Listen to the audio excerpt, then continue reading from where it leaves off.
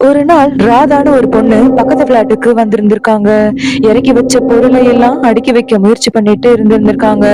அப்ப ராதாக்கு அந்த வீட்டை பார்த்த ஏதோ அமானுஷ்யமா இருந்திருந்திருக்கு. அந்த வீட்டோட கடைசி ரூம்குள்ள இருந்து ஏதோ சத்தம் வரதை கேட்டு ரொம்பவே பயந்து போயிருக்காங்க. சரின்னு ராதா போய் பார்க்க நினைக்க, அப்போதான் அவளோட நிழல் வேற உருவம் மாதிரி இருக்கிறத நோட் பண்றாங்க. அந்த ரூம் கிட்ட நெருங்க நெருங்க அந்த செவுத்துல இருந்து ரொம்ப சத்தம் வர கேட்டிருக்கு. பயத்தை எப்படியோ கண்ட்ரோல் பண்ணிக்கிட்டு செவுத்த தொட்டதும் செவுரு விரிசல் விடவே ஆரம்பிச்சிருச்சு.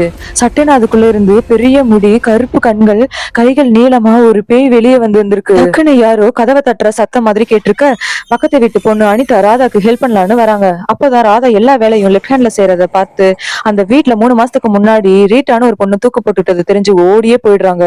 உங்க வீட்டுக்கு பக்கத்துல இப்படி ஒருத்தர் குடி வந்திருந்தா நீங்க என்ன பண்ணிருப்பீங்கன்றத மறக்காம கமெண்ட்ஸ்ல சொல்லுங்க.